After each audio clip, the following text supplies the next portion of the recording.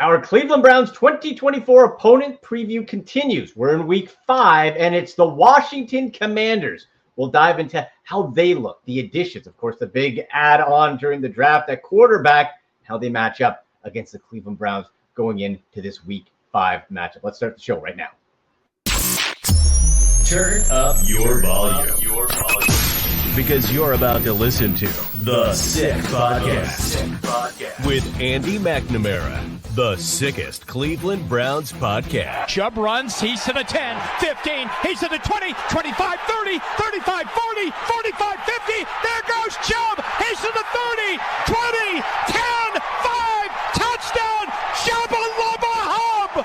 It's gonna be sick. Welcome to the show, everybody. Hope the summer is going well as we trudge along waiting for training camp to start. It's getting closer. But in the meantime, I'm loving these week-by-week Browns opponent previews. We're learning a lot about what to expect in this upcoming season and learn about these different opponents coming up. And this is an interesting one here. Make sure that you click subscribe, notifications on, click like on X, Twitter, at SickPodBrowns, at AndyMC81, Instagram, and TikTok, at AndyMC Sports.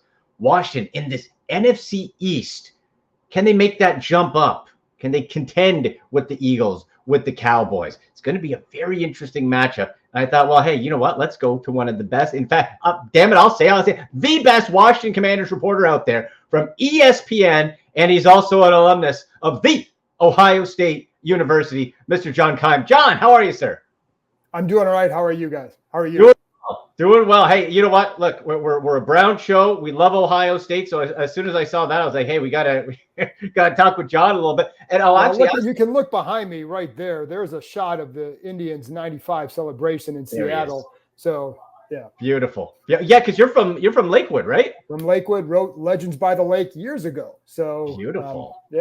So there you go. I listen, man. I grew up in the dog pound before it was the dog pound in the future. So I got some stories from that time. I used to think you go to games, and the two things you do at games is to get into fights and to be in the sinks. So that's my experience from Cleveland, from old Cleveland Stadium, from the old municipal one. Yeah, that was old. Yeah, that was falling apart. Oh man. Yeah, and hey, we'll see. The Browns maybe in a few years will have a new stadium. Somewhere out of town. So we'll see how that goes. So I've heard. Yeah. So John, you're covering the Commanders. You do a tremendous job with that. And it's a really interesting team in an intriguing division in this NFC East. Because I'll tell you my sort of overview, and then you give your thoughts, of course, on it. The Giants, if we're ranking it, the Giants in the basement. I'm not even get out of here. The Cowboys, very interesting. Not a lot of additions. You have. If it was 2020, Ezekiel Elliott as your star running back, that's cool. But now, I don't know. The Eagles looking to bounce back. Then you have the Commanders with their shiny, brand new quarterback. Where do you put the Commanders right now going into the season in that NFC East? Going into the season right now, I'd put them in a battle with the Giants for third place. Because I think when you look at Dallas, you look at Philly, they have established quarterbacks, established winning history, recent history, right? And so I think they just have the edge because of that. And with this team, even in the offseason, when obviously we get asked a lot about this by fans, like, what do you think? What do you think? And I like what they're doing. I like the approach they've taken throughout the offseason. I like what the coaching staff. I like Jaden Daniels. So I think long-term, it looks good. But short-term, I think there's still some holes that have not been fixed. And so I think there are at least certainly question marks going into the season where you cannot say like, oh, okay, they're ready to challenge Dallas or Philly. I think those teams will have to take a step back. And then I think you'd have to see Jaden Daniels really kind of ascend in his rookie year like CJ Stroud did for them to really go above that third spot in the NFC East right now. Are the main additions in areas to improve on defense? Because it seemed like for years it was always Washington, 5 first-round picks on that line. And then you traded everybody away. It gave that away. Yeah, still have some nice pieces there, but is it the defense mainly that needs to be worked on, do you think? Well, they definitely worked on the defense in the offseason. So they improved the linebacking core quite a bit. Bobby Wagner, Frankie Louvu, who came in. And so I think, and they drafted a guy, Jordan McGee. They have Jamin Davis, a holdover that they're going to try as an edge rusher. So I think the linebacking core is better. I think there are questions. Like, I think the defensive line, you still have the tackles, John Allen, Deron Payne. Yep. They have some depth at tackle. The question is, how good are their defensive ends? Because they lost, or they traded away Montez Sweat. They traded Chase Young. Chase Young, I don't feel like is this huge loss, but I think Montez Sweat was a very big loss. Mm-hmm. So can they replace that kind of talent, right? And they have Dorrance Armstrong. They have Cleveland Farrell. Solid guys. So I think they're solid. I think as a group, they'll probably work better together.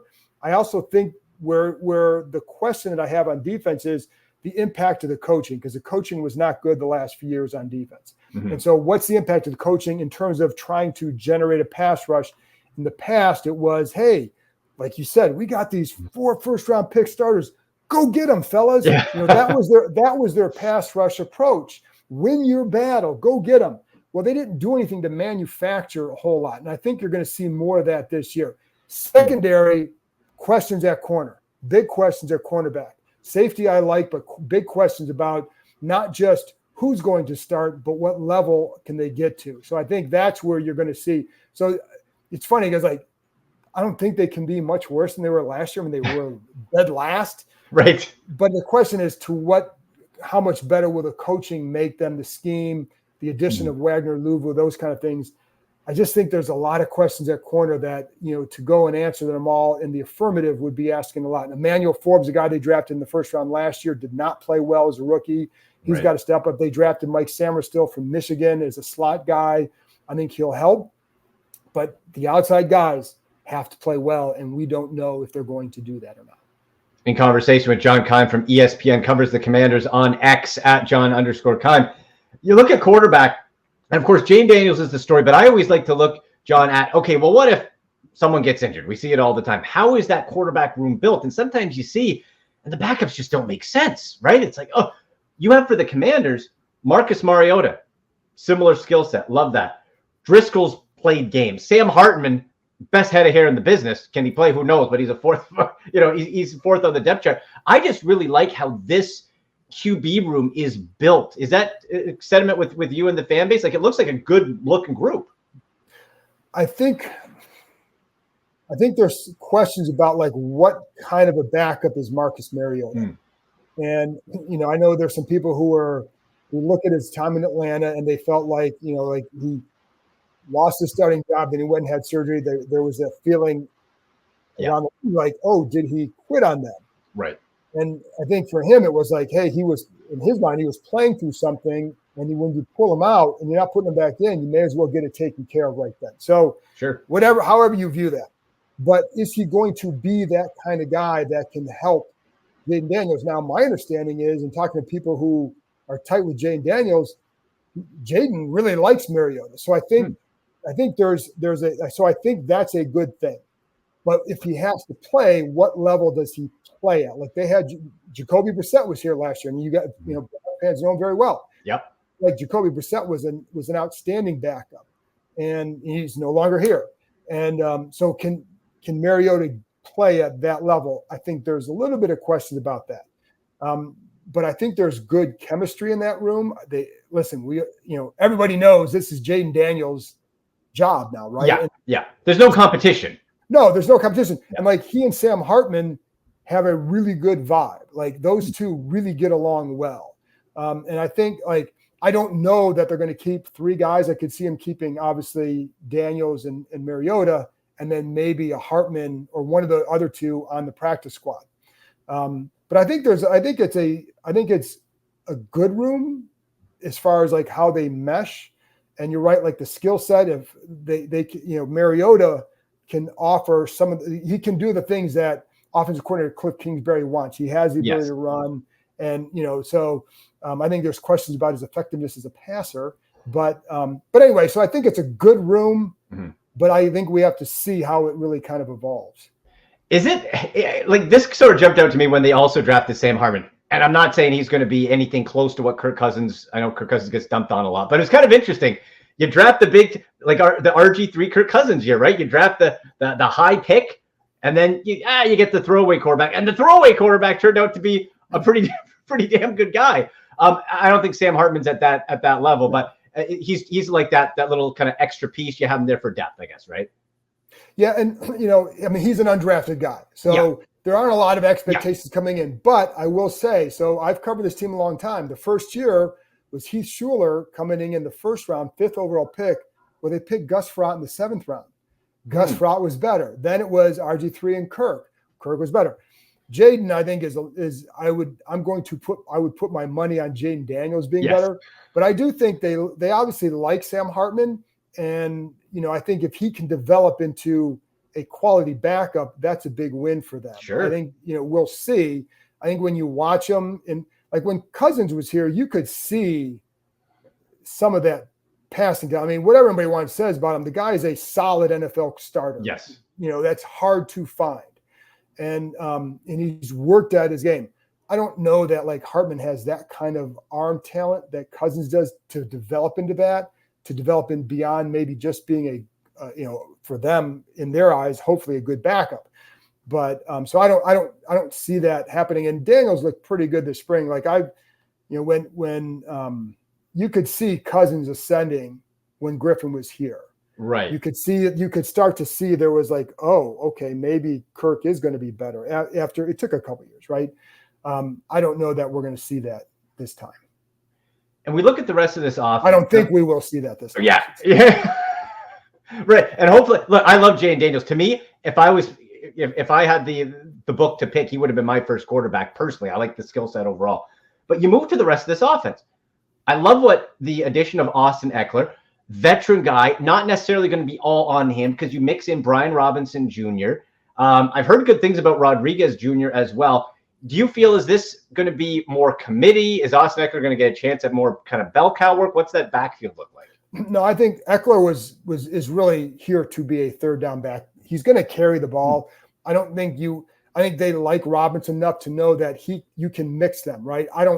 I view this as a committee setup. And you're right. Like I like Chris Rodriguez. I think he runs with some power. He and Robinson have some similar skill sets. I think Robinson it's funny because I think he catches the ball pretty well. Mm-hmm. And I think this staff was surprised watching him in the spring how he caught the ball. And I was a little surprised by their surprise because, I do think he catches the ball well, and I think he could help them in that role as well. But if you're looking at the between the tackles guy, it'll be Brian Robinson, third down back. And when you get into those spread formations, it's Eckler. And I think one of the things is because they also brought in Zach Ertz.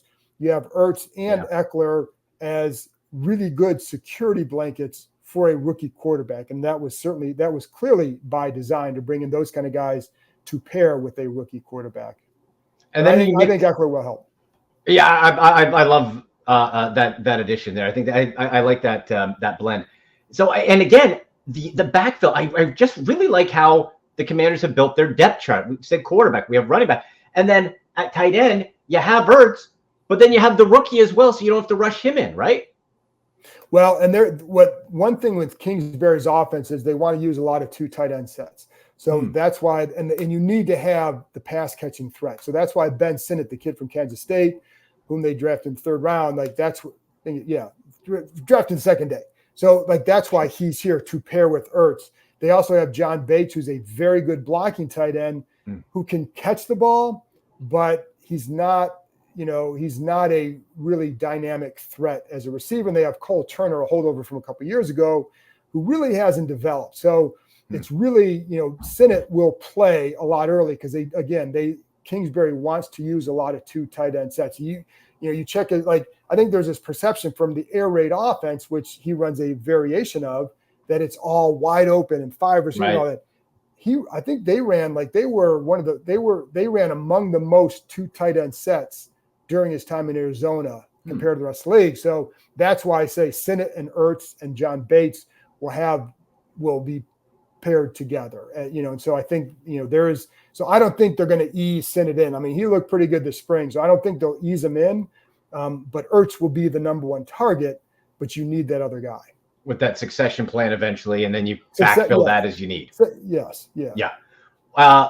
Lastly, for the Commanders offense, the wide receiver group. We know Terry McLaurin's sensational. It's always just been like, man, if you can pair him with just a dynamic QB, it just seems like there's still no fault of his own, but there's still that another level that he could reach.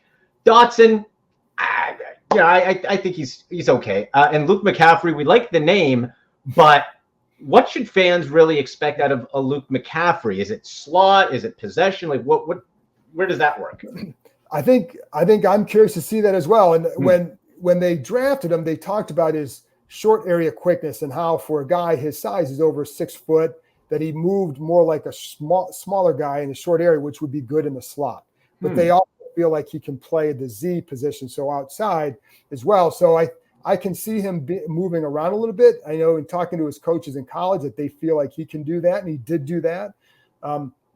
He's only played receiver for a couple of years, but he was a quarterback. He went to college as a quarterback, and and so I think you combine that knowledge with his athleticism that he has, and they feel like he's certainly ascending. And I've talked to other people too outside of this organization who feel he's an ascending player, right? So, but I don't know. I don't know what to expect from him because, again, he's still new to receiver. And you can see they're a little like he catches the ball pretty well. And he does a good job coming back for the ball, getting the arms extended. But you can sometimes see some little detailed things that you're going to have to clean up in the NFL. Just the way where your eyes are, where your head is, like going into certain routes to make sure you're fooling the defensive back, right? So I think it's going to be interesting to watch his development because they need somebody opposite Terry McLaurin to do well. And you're right, like McLaurin, I know him. I've obviously talked to him quite a bit, and I know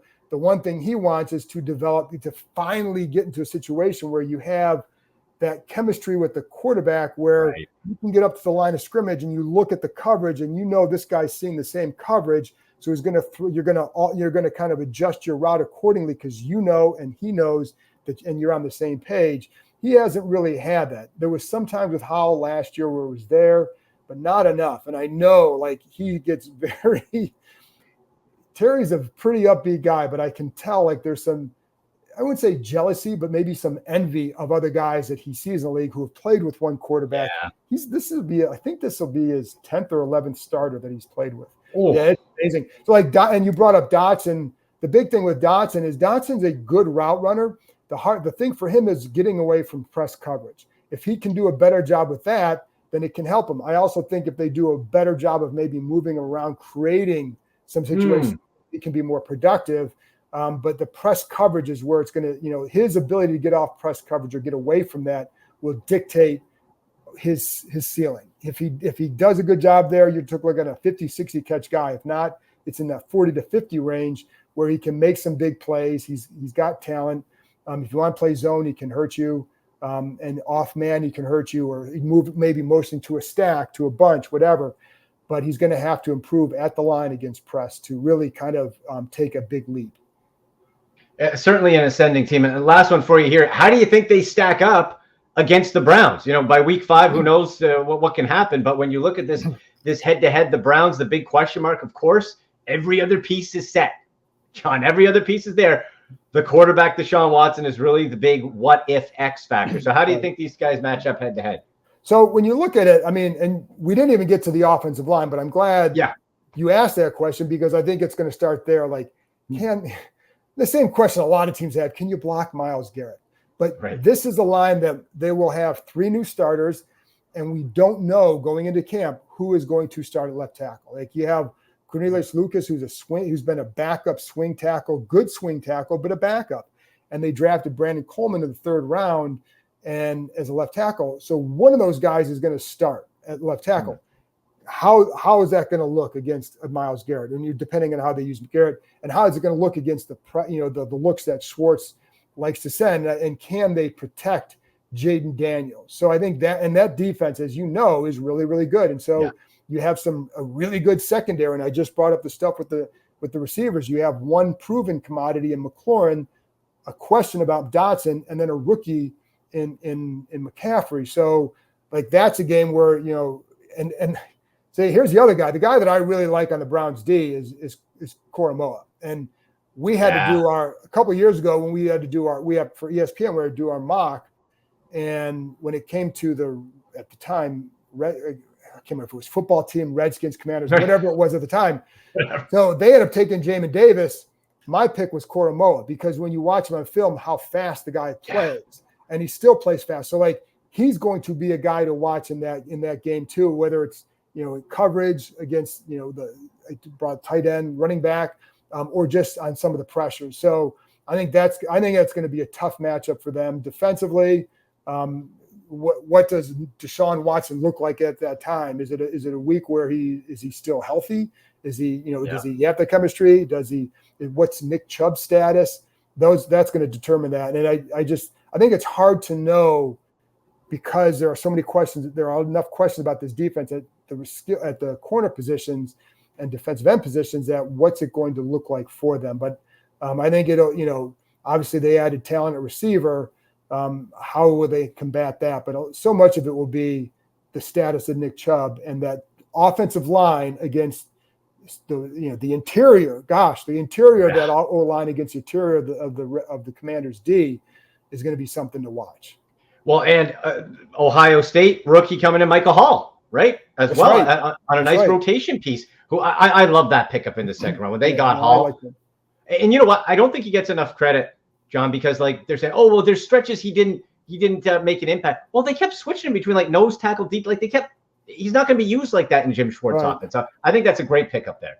Yeah, I agree with that. He was a playmaker, and I think that was a good pick. They needed another guy like that in the interior, and then it's because everything is always about how you pair it with. I mean, he's now rushing alongside Myles Garrett, and then you have a defensive coordinator who knows how to use guys. So how is that going to look, and how in the matchups you can create with some of that quickness inside when you're worried about Myles Garrett next to you? That's always a thing. That what a luxury to have a guy like that on the end. So. Yep, reigning defensive player of the year, of course. John, thank you so much for your time. Where can people find you? I know on X ESPN. Where can people find you? Yeah, and I have my own podcast, the John Keim Report. It's on. You can just do a Google on that, but it's part of the Empire Media Network, and it's on YouTube podcast, wherever you get your podcasts. And it is Commanders, but we talk barbecue, and once in a while I drop some Ohio State stuff in there. There you go. I was checking. Yeah, I was checking on X some of the barbecue stuff. I'm going to check out for sure. I like that. There's some good barbecue stuff, and I used to have. See, and this is back when I first started the podcast. The first year I'd have like a guy who was a chef for the players, but that I'd bring barbecue people on because the team sucked. And it's like, if you're not like, you get to the middle of the year and what am I going to talk about the Dolphins and Redskins preview when they're both 0-5? Like you don't care. Like, but if I talk about a mahi recipe, maybe you'll listen. I have a good blackened mahi recipe that I love. So like that's where all that started. And I like to smoke I got a nice smoker out there. So, but anyways, it was started because this team was really bad. And Browns fans can relate, man. But yeah. Amen to that, man. Geez, I'm hoping those days are finally behind us. So for Washington fans, so is my family. So that's right. John, thank you so much for taking the time. Always appreciate it. Thank you. There he goes, John Keim from the Keim Report, and of course covers the Commanders for ESPN on X at John_Keim, Keim. Great insight there on that Washington Commanders team. We talk about that matchup. So this seems like for the Browns, this is a real opportunity defensively. Real opportunity defensively for this Browns front to put the pressure on a rookie quarterback with Jaden Daniels. You can pin that edge. You got JOK. Let's not forget a healthy Grant Delpit who can always zing in and try to blitz as well. Corners, if we got Denzel healthy, Emerson's cooking, right? And Newsome. This Browns defense is so dangerous. So when you have a team that has a lot of question marks on that offensive line, maybe the left tackle, what do you say, Cornelius Lucas and Coleman, maybe one of them is really good. Maybe Myles Garrett can eat him up. Maybe Myles Garrett can move around with Zadarius Smith, and you got Obo, right? Then you mix in the defensive line, we get that. So this is a chance where I think if the Browns defense can set that tone early, rattle, still a rookie, week 5, so he had 4 games under his belt, so he's getting accustomed, but still a rookie. And if you can make that impact, rattle him, have the offense get you up by a couple touchdowns early, then make it one-dimensional. Because I think this Washington's team on this offense, that running back group, I don't think people are talking about it enough. That Eckler, Robinson, Rodriguez combo could be really dangerous. And if you let that team hang around, they can dink and dunk your way. And then, of course, Daniel's athleticism to make you pay. So if that defense can get going, and they're going to have to use the guys to chip on Myles Garrett, right? And maybe also, we talked about the Ertz and Sinnott from the rookie at the tight end spot. Because of the Browns' defensive line strength, will you have to be dropping by or playing more of the blocker, John Bates, more and take away one of those offensive weapons because of the Browns' pass rush and because of that front group on the D-line? That's a very interesting matchup. I do really like Jaden Daniels, though. And that QB group, you build so that if your quarterback gets injured, you don't have to change the whole playbook, right? As much as we love Joe Flacco, totally different offense than Deshaun Watson. With the Commanders, Jaden Daniels, Marcus Mariota, no problem. Same, you can run the exact same offense. Daniels is way better, but you can run the same offense. And Marcus Mariota, I saw him one time live in Vegas. I know when you see the listed heights, like, okay, that dude is huge, not wide, but tall. He was a really impressive figure. And now, there's no question. In Atlanta last year, he was competing for the starting job. So totally different mindset. He's in here knowing he's the backup. And to stay ready, and if he gets a chance, maybe does well and gets a chance somewhere else. But they know this is Jaden Daniels' team. That Luke McCaffrey option, I picked him up in one of my dynasty leagues, Luke McCaffrey, because there's a lot of raw talent there that could pop up. Jamison Crowder, too, not for fantasy, but as a depth guy out of the slot experience, a slot guy. It's a decent looking offense. That front line, not what it used to be on the defensive side. So this has got to be a win for the Browns if you look at it, right? If we look at the Browns schedule, we played the schedule game when it first came out with our guy, Dave DiNatale from WKYC Cleveland. So at this point in the year, for after the first month, we've had the Cowboys at home, at Jacksonville, home to the Giants, in Vegas, then in Washington, and then in Philadelphia. So next week's show will cover the Eagles. So this is in the middle of a 3-game road trip for the Browns. Vegas, back home. Washington, that's not too bad of a trip. And then Philly. So to me, I have the Browns at this point at 3-1. I have them winning the first 3 and losing in Vegas. Mitchell Renz thinks the Browns, who we had last week from the Raiders report, thinks the Browns will win in Vegas. I hope he's right. But I have them one way or the other, 3-1. And then Washington. You got to win that game because that Eagles game is going to be tough. Okay, people seem to want to discount the Philadelphia Eagles. I don't. I think this is a bounce back candidate to make an impact. So you got to do that. Then you have the Bengals, Ravens, Chargers, Saints. So it is a haul, man. Like this is a stretch because after, when does that bye week come? Yeah, that comes it's right in the middle of the year. That's right. Yeah, around the Steelers game. That's right. So, this is a must win because it's ending that, quote, easy part of the schedule. And after that, it gets tougher. You got blips. The Saints don't scare me at all. Broncos, you should win, but you can't seem to win in Denver, and that's at Denver. So that's a must win, and you got to go there. But that Washington team, interesting. How they compete in the NFC East, what Jaden Daniels can do right off the bat. Is he impactful right off the bat? Is he disappointing? Does he have a connection? Who's that with on offense? But I really like the talent. Him and Michael Penix Jr. were my 2 top quarterbacks. Penix, if the injury stuff wasn't hampering him. But I think Jaden Daniels is going to be real good. Actually, I believe plus 150 in Vegas for Jaden Daniels Rookie of the Year. I'd put a couple bucks on that. I think that might be a smart bet there. So let me know, what do you think of this matchup versus the Commanders, Browns fans? What do you think? Does something concern you? What scares you? Do you think we're going to feast on defense? What are you thinking of this matchup in week 5 versus the Washington Commanders? Of course, we got some awesome show merch. We got Browns merch. We got fantasy football champion, professional fantasy football player merch on X at AndyMC81. It's my pinned tweet at AndyMC81. You just click on it. You can jump right into the store and check out all the cool Browns, Ohio State, and fantasy football gear there. So get ready for the fantasy football season. Thank you so much to Commanders ESPN reporter John Keim, to producer Jimmy. You've been watching the Sick Podcast with Andy McNamara. And as always, go Browns! And that's a wrap. Hope you don't miss us too much until next time. Follow the Sick Podcast with Andy McNamara on YouTube, Instagram, Facebook, Google Play, and Apple Podcasts.